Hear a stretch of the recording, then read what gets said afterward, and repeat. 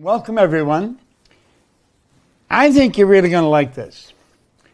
And it's something that you really got to pay a lot of attention to. It's not something you learn overnight. But you get studying this, and you can literally have anything you want. Now, if you look here, I've been studying this for 60 years. I was 60 years. I started my 60th year last October. And I think, this is something you should study all the time. It's not just something you study once in a while. If you look at this for a moment, I think that Neville put it very well. He said, you're only limited by weakness of attention and poverty of imagination. I want you to think about that for a moment. Really give that some thought. You're only limited by weakness of attention. I have quoted Dr. Wernher von Braun on numerous occasions. When John Kennedy, when he was the President of the United States, asked the good doctor, the father of the space program, greatest scientist, what it would take to build a rocket that'll carry a person to the moon and bring him back safely to Earth. He answered him in 5 words. He said, the will to do it. Now, will is a mental faculty. You have perception, the will, reason, imagination, memory, and intuition. These are all our higher faculties. This is what makes us who we actually are. This is what separates us from all the rest of the animal kingdom. And Neville's saying, you're only limited by weakness of attention. Wernher von Braun was telling President Kennedy, all you need is to give it your full attention, the will to do it. See, the will gives us the ability to concentrate. I don't know what you want, but I do know this. If you can think it, and you can let yourself get emotionally involved with it, and you stay focused on it, you can have it. Now that's a very basic concept, but it's not the easiest thing for most people to do. But the more you study it, the better you're going to get at it. But I love this. You're only limited by weakness of attention and poverty of imagination. You've got to activate your imagination. A lot of people just use their imagination for, gosh, I hope this doesn't happen, or I hope that doesn't happen. They're letting it go in the wrong direction. Our imagination is the most marvelous. He'll, in Think and Grow Rich, he'll said the imagination is the most marvelous, miraculous, inconceivably powerful force that the world's ever known. It'll create anything for you. It'll take you anywhere. Your imagination will take you anywhere, and it'll give you anything you want. That's a beautiful thing to know. Now, everyone has a story, and I'm not an exception. I'd like to share my story with you, some of my story, not all of it, but some of it. And it has a lot to do with when I started to understand this law, the law of vibration. The Secret talked about the law of attraction. The Secret was a runaway, it went viral, a very bestseller. It's reported 500 million people have been impacted by the movie or the book, The Secret. Now, I was very fortunate to have a key slot in that movie. It's been often said that I'm better known in Iraq than I am in Indiana. And I think that's true. This is the primary law right here. The law of attraction starts with the law of vibration. And let's take a look at where the law of vibration starts. It starts right in your own mind, right in your own head. Your mind activates brain cells. And when those brain cells are activated, you're impacted. You impact the whole universe. Do you know that thought waves are cosmic waves that penetrate all time and space? You see, as you get studying this and as you start to get into it in some depth, the ideas are so vast, they're so huge, and you think, this is about me? See, I don't think the vast majority of us have ever been introduced to who we really are. I think that if a person started to show some promise in developing a healthy self-image, they were told that they were being conceited. Don't be like that. That's not the way it should be. And of course, we get a lot of other bad information in there. But this law of vibration starts in our own marvelous mind. And I'd recommend that you start really studying this. If you just stick with us, what I've done, I've taken some of the most complicated material and I've reduced it to the most simplistic form, because that was the only way I was going to understand it, and I had marvelous teachers that helped me get that. Now, Lincoln said something absolutely incredible. Lincoln said many things that are incredible, but he said, to believe in the things you can see and touch is no belief at all. But to believe in the unseen is a triumph and a blessing. Think of that. To believe in the things you can see and touch. We've got things we can see and touch. That's no belief at all. To believe in the unseen is a triumph and a blessing. Do you know the biggest part of you you'll never see? The real you you'll never see. Now we've got to start to understand this. We've got to start to get it in the right slot in our mind. We've got to realize that there's so much to us that we don't really get. We don't understand. Our educational system is so lacking in teaching us who we are. You can study psychology, but most people that study psychology have never really got to know themselves. I'm talking about in depth, who you really are, your relationship to the whole scheme of things, or your relationship to God. You're talking about an infinite power, and you're created in that image. We have infinite potential locked up within us. What we want to do is learn how to use it for good in our life. This man changed my life probably as much as anyone in all the years I've been here. Leland Val van de Waal introduced me to some enormous ideas. That's a slide of Val working in a seminar that he and I and Mark Victor Hansen, Jack Canfield started. I come up with the idea on a plane. I phoned Mark Victor Hansen, and then we got a hold of Val and Jack and got other people. And we put together a thing called the $1 Million Forum. And the idea behind it was we were going to teach people how to earn $1 million by setting up multiple sources of income. It was an absolutely phenomenal program. Now, we had some phenomenal teachers in that program. I mean, it was really a mind blower. It was so good. And Val, of course, wowed them all. He's gone now, God bless him, but he had such an impact on my life. And he helped me, he got me into things that I never thought of in my life. He was the one that first told me about this. He says, those who tell stories rule society. He said, learn lots of stories, Bob. Because he said, you are a story. You are a story. Now think about that. You are a story. You're a mass of energy and you function on frequencies. You are.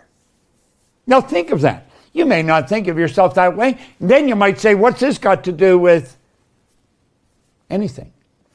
Well, if you really understand it, you can attract more money, all the money you want, as a matter of fact. You can attract good health. You can attract great relationships. You can attract phenomenal business.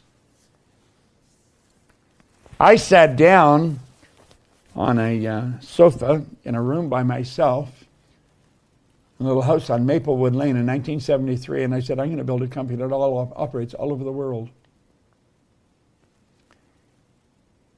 The lady that introduced us, Mikey Steller, is our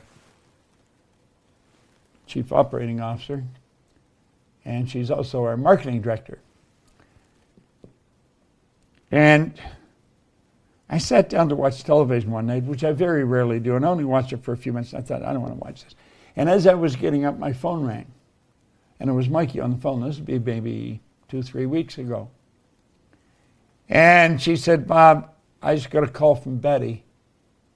We're in every country in the world. I thought, wow. I wrote that in 1973. I was intellectually involved and I got emotionally involved. But I was it. I was the company. There was no one else. I was by myself. That's what I wanted to do. If you don't know what you want to do, you're going to drift. You're just going to float around like a leaf on a windy day. You're not going to go anywhere. You are a mass of energy and you function on frequencies. And Val really helped me understand that. Val Vanderwall had a very strong spiritual understanding. And he said, Bob, if you take a picture of yourself with a Kirlian camera, you're going to see yourself as a glistening, radiating, gleaming form. Semyon Kirlian was a Russian photographer back in 1934, and he perfected Kirlian photography, what we call now Kirlian photography after him. When you photograph mass, you can photograph the energy coming from it. You can photograph a plant, and you'll see there's a vibration coming from the plant. Everything vibrates. A garden rock is vibrating. Everything moves. Nothing rests. Now, why am I telling you this? I'm telling you because I think it's a mighty important thing for you to really understand. You see, energy functions on frequencies, and that's what you're made of. Your body is a mass of living energy. A frequency is a level of vibration. That's exactly what a frequency is. There is an infinite number of frequencies. Remember I said you can think, activate brain cells, and you send off a charge of energy. Now stay with me here. This is so important, yet it's so misunderstood. There's an infinite number of frequencies. Every one of those little purple lines represent a level of vibration. Now, do you know, Albert Einstein, God bless him, he sure had his act put together, didn't he? He said, everything is energy, and that's all there is to it. Match the frequency of the reality you want, and you cannot help but get that reality. It can be no other way. This is not philosophy. This is physics. Now, this is what we teach here at the Proctor Gallagher Institute. We teach you the primary cause of the good that you desire. You take care of the cause, the effect always takes care of itself. In fact, Emerson said the law of cause and effect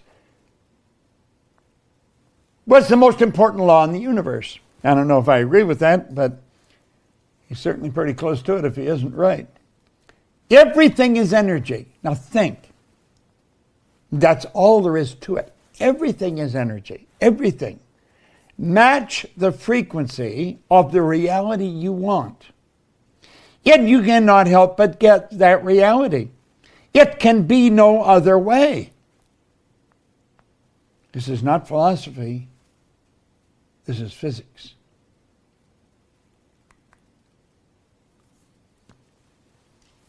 Earl Nightingale said essentially the same thing in 1959. He brought out the strangest secret record. Right at the beginning of that recording, he talks about the good Dr. Albert Schweitzer being interviewed at an airport in London when he got off a plane. And they asked the good doctor, what was wrong with man today? He said he thought about it for a while. Then he said, man simply doesn't think. We do not think. You say, well, everybody thinks. No. Understand, mental activity does not constitute thinking. You have 5 senses. You can see, hear, smell, taste, touch. When any of those 5 senses are affected, it causes mental activity. That is not thinking. It causes pictures to fly in your mind. That is not thinking. If you heard a siren in the background right now, you might see a fire truck or an ambulance on the screen of your mind. That's not thinking. You have higher faculties. These higher faculties, most people know little about. Oh, they hear the word every now and then. You have perception, the will, reason, imagination, memory, intuition. These higher faculties are what literally separate us from all the rest of the animal kingdom. All the rest of the little animal kingdom, they're completely at home in their environment. They blend in. You and I are totally disoriented in our environment. We're totally disoriented. That is because we have been given the godlike ability to create our own environment. Charlie Tremendous Jones was a great man, just a phenomenal public speaker, great teacher, and always promoting books. He said that he believes that we're the composite of the books we read and the people we associate with. I'm inclined to agree with him.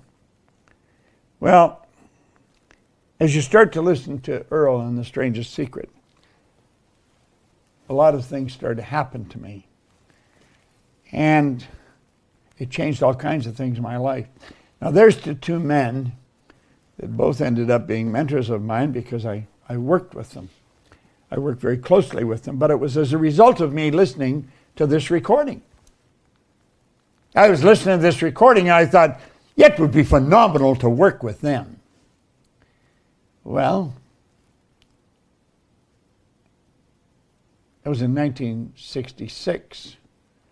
I went to visit them. And I decided I want to work with them. And you see, it was what they would teach me, what Val would teach me, that helped me understand how I had done what I did. You see, Ray Stanford sat down with me and he put an R on a sheet of paper. Then he put 3 letters down beside it, 2 H's and a W. Now he said, Bob, let the R represent results, and let the 2 H's and a W happiness, health, and wealth. Then he asked me if I thought he was a happy person. I said, yeah, he seemed pretty happy to me. He said, did you ever see me sick? I had to admit I hadn't. He said, did you ever see me when I was broke? I had to admit I hadn't. This guy always had money on him, quite a bit of it. He said, Bob, you're one of the most miserable people I've ever met.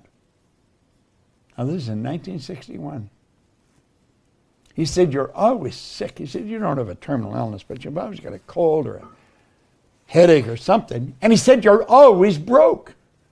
Now, he was so right. I was earning $4,000 a year.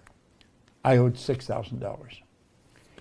Now, I want you to think of this. At the time, I had 2 months high school. I had no business experience at all. I was 26. I left school when I was 15. I worked all over the place. I was in the Canadian Navy. I worked in bars and in factories. Always dumb jobs.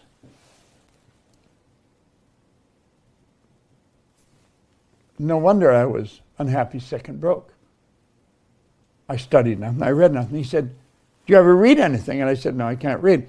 And that's when he introduced me to this book. And he said, Bob, Napoleon Hill studied 500 of the world's most successful people over many, many years. And it was at the counseling of the richest man in the world that he did that, Andrew Carnegie. And he found there was a golden thread running through their life. And he wrote the Laws of Achievement. I have the Laws of Achievement right here. Pull those forward a bit. There they are, right there. There's 8 little books, and that was the Laws of Achievement. Now, he wrote those at the request of Andrew Carnegie. Carnegie said it was a shame, like people like himself, who was the wealthiest man in the world, is going to their grave with all his knowledge locked up in their bones. He said nobody's ever organized the Laws of Achievement. And as a result, most people never achieve very much. And he got Hill to do it. Well, after he did it, then this book, The Laws, or Think and Grow Rich, came out of that. And this is what I was really into studying. Okay?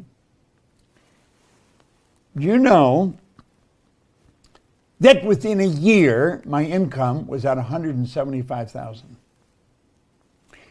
Now, at the end of this meeting, Arash is going to be giving you a directive. And what I would suggest you do is listen very carefully to him. This is a goal card that I have my goal written on. I carry this in my pocket. Every time I put my hand in my pocket and touch that card, the picture that's in my mind flashes on the screen of my mind. I painted the picture in words on the card, and it's tucked into cells in my brain.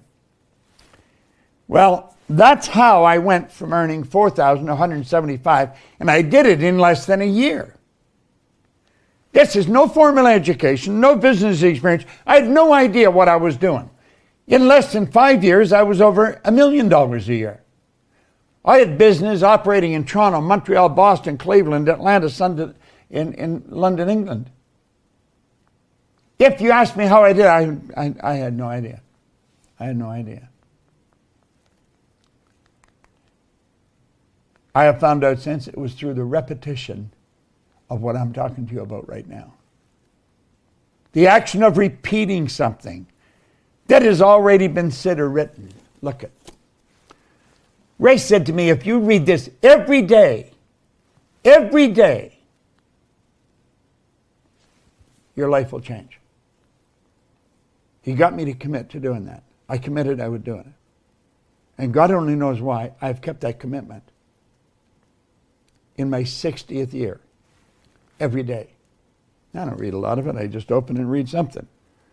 Right here.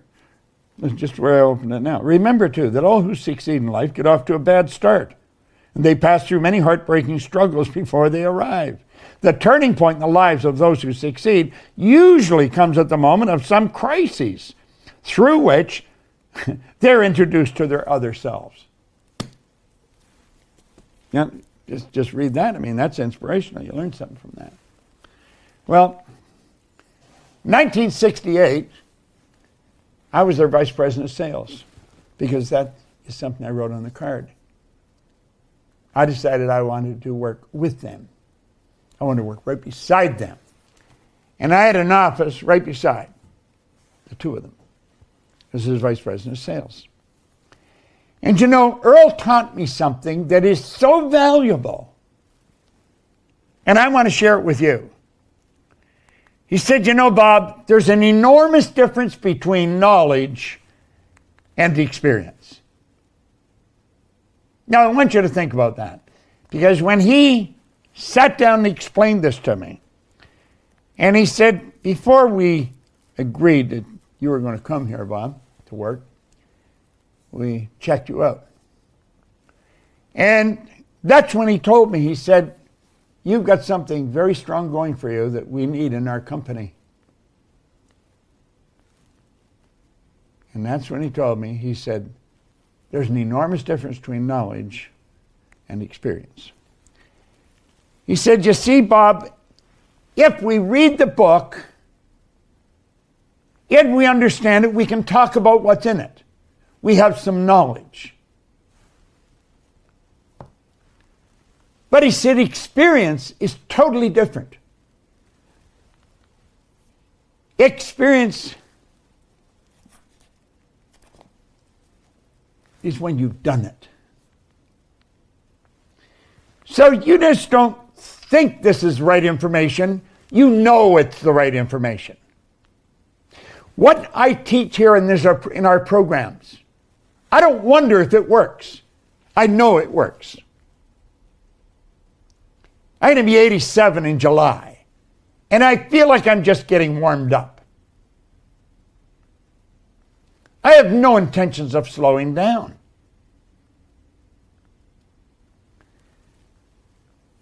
We earn millions of dollars. We operate all over the world. And I believe we share some of the most powerful information in the world. It's not just something I've studied. It's something I did. And it was only after I did a lot of this that I got help. Because one day in London, I was thinking, how in the heck did I do this? I was actually being irresponsible. I was earning over $1 million. I would go into the Playboy Club and play roulette on Hyde Park, right next to the London Hilton. And I didn't care if I lost the money because I knew where the money was. And one day I thought, this is being very irresponsible. And I think, how the heck did this happen to me? Because you see, I had been struggling all my life up until I met Ray, and he gave me the book to study. I had really been struggling my whole life. Never had a half-decent job, had nothing really going for me. And here I am, owning a company that operates in 7 cities, 3 countries. And I thought, how did it happen? And I couldn't figure it out. You see, I knew I wasn't lucky. I just inherently, I just had an innate awareness that I was not lucky. I had been raised to believe if you're going to earn a lot of money, you got to be really smart. I knew I wasn't really smart. I knew that. I knew a lot of people thought I was, but I knew I wasn't really smart. And I'd been raised to believe if you don't go to school, you can't get a good job. I hadn't gone to school and I didn't have a good job. I owned the whole company. And so I made up my mind that I was going to find out how my life changed. I wanted to know how it changed. And since that's what I wanted to know, that's what I started to find out. And that's where I learned the power of repetition. I was sitting with a lady, Catherine Weishaupt. She's from Germany. She is in Germany. And I was sort of like a review meeting with her. She was a consultant at her company. And I was sitting with Gina, my assistant, and Catherine said, I believe success is 5% strategy and is 95% mindset. I had never heard that before. And I looked at her. I just intuitively knew she was right. I knew she was right.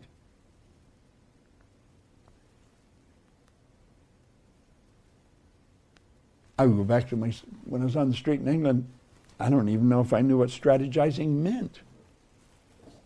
I didn't feel bad not knowing. I mean, why would I know? I hadn't gone to school. I'd never been in business, Success is 5% strategy, 95% mindset. You see, it's all about the mind. It's about your marvelous mind. Now, before tomorrow, I'm going to show you different concepts. I'm going to explain them so that if you had a 15-year-old, the 15-year-old would understand it, believe me. I pride myself in explaining things in a very simple manner. I don't want to complicate it. The people that taught it to me did that. They kept it very simple. It's about your marvelous mind. As Van de Waal taught me, he says it's all in awareness, Bob. He said there's a marvelous inner world that exists within us. And the revelation of such a world enables us to do, to attain, to achieve anything we desire within the bounds or limits of nature. Now listen, this is vitally important information.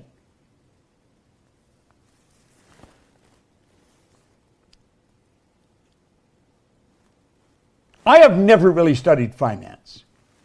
I'm not a financial guy. I've earned millions, literally millions of dollars. I think it's the easiest thing in the world to do.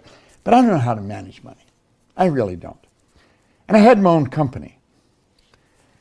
But if we go back to what Einstein said, if we get the picture and we get into the energy of the good we desire, you can't help it. Have it manifest. Around 15 years ago, we had a lady come to the seminar who was a securities attorney. Well, we've got a little friend here. And Sandy Gallagher was a securities attorney, very successful one. She became fascinated with what we were teaching. one thing led to another. I'm going down the road pretty fast here. And Sandy Gallagher became my business partner. Sandy is really a financial genius. She really is. She was buying and selling banks, turning banks public. Here's Bob, knew nothing about finance. And I attracted the perfect business partner for me. And I could just go ahead and do what I love doing. And I knew that our company was in good hands with that. And Sandy runs our company. She is the CEO and the president of the company. Now, why am I mentioning this? You've got to become aware that you can and will attract whatever you require to cause whatever picture you're holding in your mind to move into form. It's not an accident. There is a marvelous inner world that exists within us. And the revelation of such a world enables us to do, to attain, to achieve anything we desire within the bounds or limits of nature. Now, that law or that truth was taught to me by this man. He taught me so many things. God, I miss him. Val and I became great friends. We did a lot of work together. Val, he was a big guy. I've always been not that big. I think I was about 135 pounds when I started to work with him. We'd be out on the road and we both liked buying clothes. We'd go into a clothes store. He said, "You got any men's clothes in here?" He was always ribbing me. He said, "You know, this guy has to run around in the shower to get wet." I think what he was doing was making excuses for him being as big as he was. But sure, a great guy. Now, he's the one that woke me up and he introduced me to this drawing. And he said, "Bob, I want you to let that represent you." And he said, the big circle represents your mind. The top half of it is your conscious mind. And the bottom half is your subconscious mind. Now, you've been reading a lot about this, but I would suspect that you're very confused when you read a lot of this stuff. I think one of the best books on the subconscious mind is Dr. Joseph Murphy's book, The Power of the Subconscious Mind. It's a phenomenal book. If you don't have it, your library is not complete. And at any rate, he taught me this drawing, and he said, when you think of yourself, you got to have an image. You got to understand the mind is everything in your life. You got to learn how to work with it. Now he said, let's look at it this way. There's the mind, and there's a positive sign and a negative sign. Now he said that actually represents a law of polarity, the law of opposites. And he said here, a power flowing into your consciousness. And when it flows into your consciousness, you create thoughts. You literally create thoughts from a power that flows into your conscious mind. You can originate thoughts. You can think something that no one has ever thought before. You have a unique ability to do this. It's the thoughts that you think in your conscious mind that you impress upon your subconscious mind that causes you to feel the way you feel. Feeling is conscious awareness of vibration. Those feelings are expressed with and through your physical body. That causes the action which produces the result. Now, getting them all lined up is called attitude. Now, some people line up on the negative side. They're going to see what's wrong. And you know something? They're right. There's something wrong. Other people go on the positive side. They see what's good. And they're right. There's something good. You can find what's right or wrong in anything. Doesn't matter what you're looking at. If you want to find what's wrong with my presentation, just keep looking. Take a pen and pencil because you're going to get busy.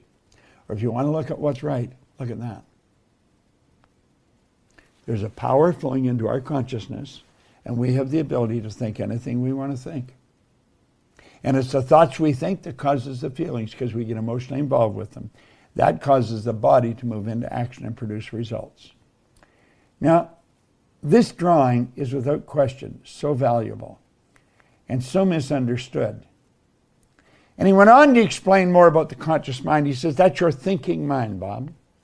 Problem with most people is they don't think. They really don't think. Mental activity never constitutes thinking. I remember when he said that, and I never forgot it. He said, that is your thinking mind. It's also referred to as the educational mind. This is you I'm talking about. Now, as I keep building this idea, you're really going to get to know yourself, the world you live in, and the laws that govern your being a lot better. Yet, as you understand yourself a lot better, you're going to find your finances are going to improve, your health is going to improve, your relationships are going to improve, your whole world starts to get better. The educated mind is also referred to sometimes as the intellectual mind. That's where all the intellectual factors are. Remember I told you what they were? You had perception, the will, reason, imagination, memory, and intuition. There's 6 of them. They are our mental muscles. And as you start to understand how to develop them, you can become a very powerful person. If you've ever been in a seminar that I've been in, you know that I can walk up to a person, I can tell them all about themselves. Everything that goes on the inside shows on the outside. It's your intuitive factor that enables you to read that. We hide nothing. And I always do this in a seminar to show off a little bit. I want really get your attention, see what I can do. But then what I really want to do is say, if I can do it, you can do it. See, we watch other people do things and we become fascinated if they're doing it really well. What we want to understand, if we want to do it, we can do what they're doing. The subconscious mind is your emotional mind. When you're emotionally upset, you've got the wrong ideas being fed into that part of your mind. Now, over here on this side, because you can think, you have the ability to choose. And because you can choose, you can accept or reject everything that comes down the road. Everything. Because there's a lot of crazy information coming at us through TV, newspapers, radio, television. Just overhearing restaurants, conversations, if you can get into a restaurant. You can accept or reject everything, and then you have the ability you can originate. Now, the subconscious mind doesn't have the ability to do all those things. All those magnificent abilities are in the conscious mind. The subconscious, it must accept whatever you give to it. Must. It has no ability to reject. And get this, it's what you impress upon your subconscious mind that ultimately turns into results in our life. This is where we want to get our imagination going in high gear. Your subconscious mind cannot differentiate between what you've imagined and what's real. It has no ability to differentiate between the two. Unfortunately, most people imagine what's wrong. They think of what they don't want rather than what they do want. Now look here for a moment. Let's take that knowledge and we'll say, this is you today. There's information coming at you today, and it is terrible information. And it's flowing into your conscious mind. Now you have the ability to think, you have the ability to reject that. You can say, get out of here. And they all go away. But you know something? Most people don't do that. You want to know what they do? This is what they do. They're not thinking at all. Their subconscious mind is wide open. And that information goes right into the subconscious mind. Remember what we said about the subconscious? It has no ability to reject all that negative information. Why do we leave the mind open like that? It's our paradigm. It's how we're programmed. We're literally programmed to live that way. Who did this? Why did they do this? Well, let's take a look. We'll just close the window on that for a minute. Let's go over here. This is you as an infant. Now, the more you understand this, the more you're going to be able to put tomorrow's lesson to work. Because I'm going to get in and I'm going to show you how you attract whatever you're in harmonious vibration with. This is you as an infant. Your subconscious mind was wide open when you arrived on the scene. I don't care what language was spoken around you, that's the language you learned. If there was more than one language spoken around you, you would learn more than one language. You see everything that was going on around you. All the love, the hate, the prejudice, it was all programmed right into your subconscious mind. It's like in the song, a person has to be taught to love and hate. They must be taught before they're 6 or 8, before it's too late. You see, a child's mind is wide open. The child is being programmed. First of all, they were programmed genetically.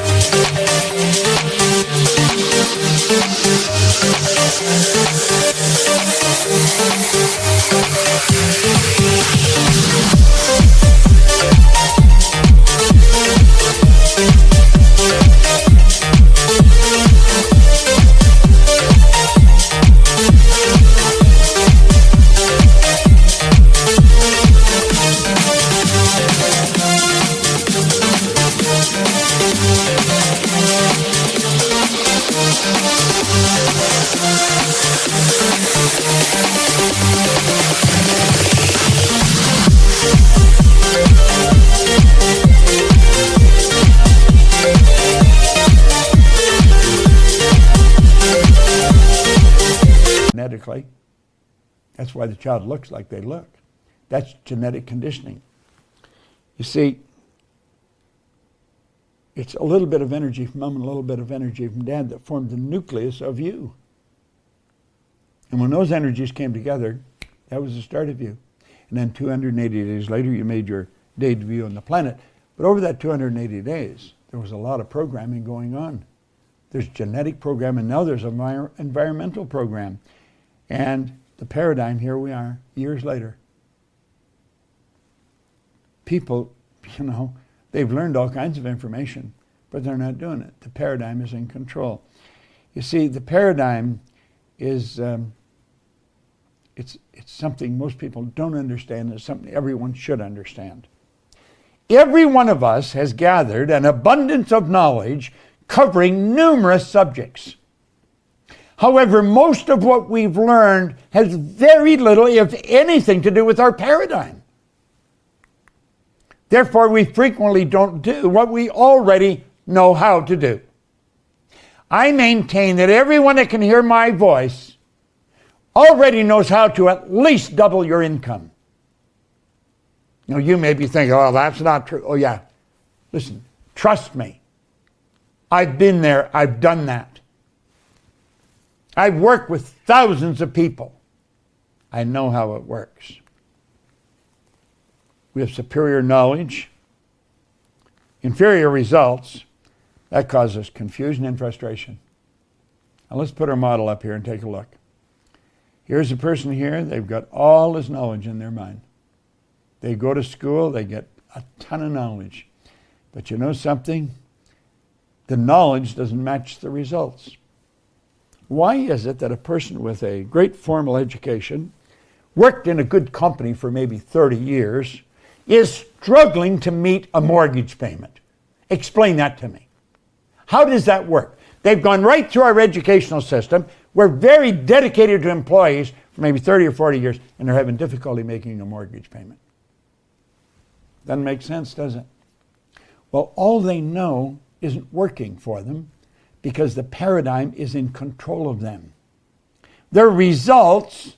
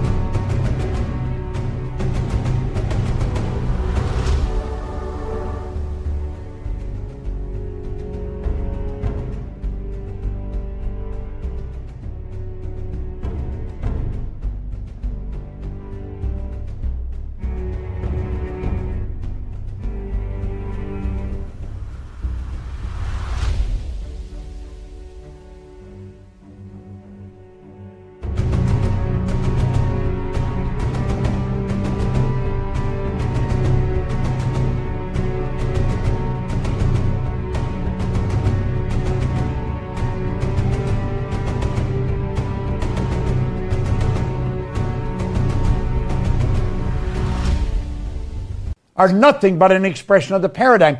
That's all that conditioning that took place before they could even think. If you want to change your results, it's essential that you change the paradigm. That's absolutely essential. So, as we get into the law of attraction tomorrow and show you how it's just an extension of the law of vibration, I would recommend you study it pretty closely. Because you see, you do have a paradigm. Oh, I do. Everyone has. A paradigm is a mental program that has almost exclusive control over our habitual behavior. And think of this. Almost all of our behavior is habitual. Something to really understand. Now let's take a look at this. You can create your own economy. You can create the life you really want. Nothing tricky about it. Energy functions on frequencies. Remember we said that? A frequency is a level of vibration. There's an infinite number of vibrations, of levels of vibrations, of frequencies. An infinite number. Let's take a look again at what Albert Einstein said. So beautiful. Study this very carefully. Everything is energy, and that's all there is to it. Match the frequency of the reality you want, and you cannot help but get that reality. It can be no other way. This isn't a philosophy. It's physics. Look at, when I sat down and wrote out that we would have, our company would operate all over the world, then I went to work. I had the idea. Mikey phones me. Now that was in 1973. It was just a couple of weeks ago she phoned. We're in every country in the world. Here's the trick. Decide what kind of a life you actually want. Quit fooling around with your life. It's too short. Then say no to anything that isn't that. Decide what kind of a life you actually want. Then say no to everything that isn't that. Now look here.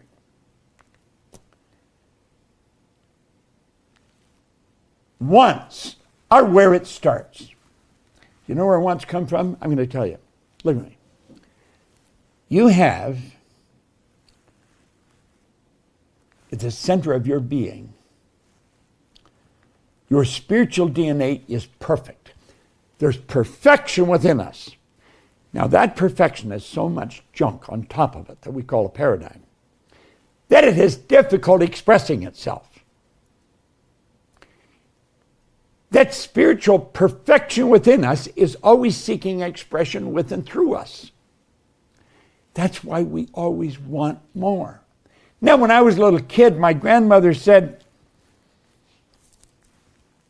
you always want more. You should be satisfied with what you've got. Grandma was an angel of God, but she was wrong. You should never be satisfied. Dissatisfaction is a creative state. It's dissatisfaction that causes you to reach, to stretch. What do you really want? What do you really want?